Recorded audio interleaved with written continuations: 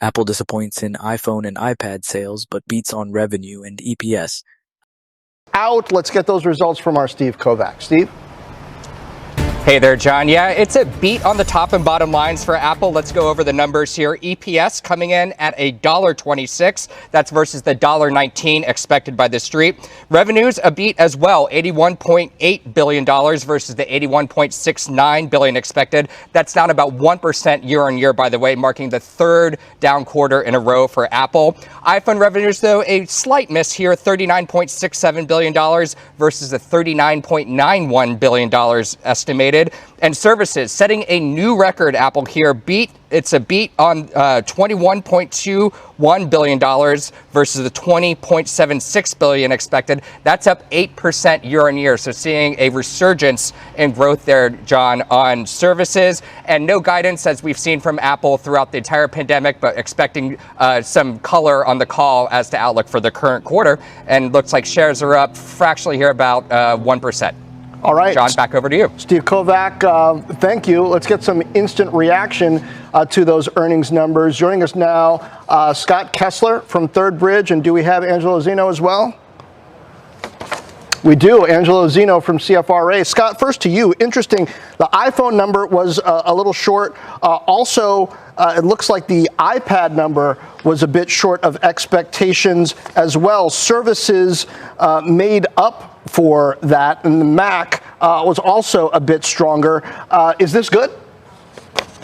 I think it's probably a mixed bag, as you were indicating, John, some puts and takes. I think people are going to be encouraged by a couple of things. In the revenue number above expectations, the services number was the kind of standout, if you will. I think people have recognized that there are, in fact, some continuing hardware headwinds, if you will, but people are really focused on the next iPhone, the announcement coming perhaps next month.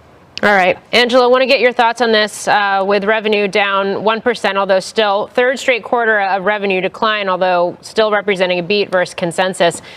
What's standing out to you in this report? Is it the strength in services or something else?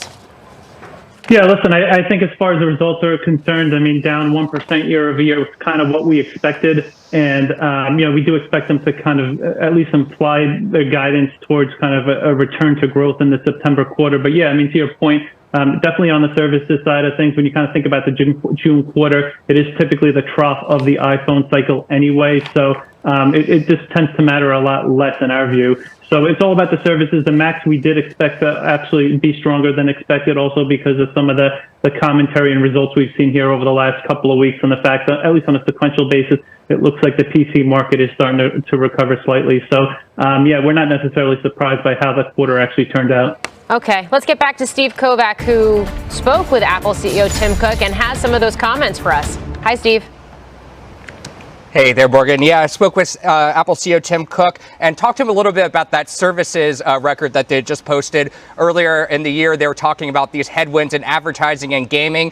Here's what he told me about those trends kind of reversing, telling me, quote, advertising has definitely accelerated from before, and the App Store has definitely accelerated from before. So again, those are two very key components, high margin businesses for Apple there. I also took a chance and talked to him a little bit about AI and the latest thinking at Apple there.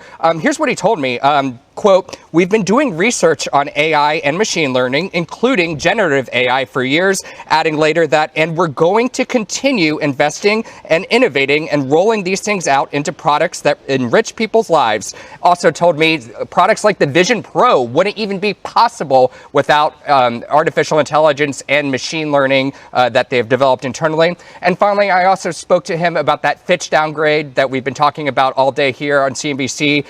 He's not worried about it, telling me, quote, it's not something I'm deeply concerned about. So echoing what we've heard earlier today from Warren Buffett and yesterday from Jamie Dimon, Morgan. All right. Steve Kovac, thank you. Scott Kessler, I want to go to you on Greater China here. This $15.76 billion in revenue there. I don't know what expectations were, but versus a year ago, that looks pretty strong. And I think this may be very bad for the markets. Watch out below tomorrow.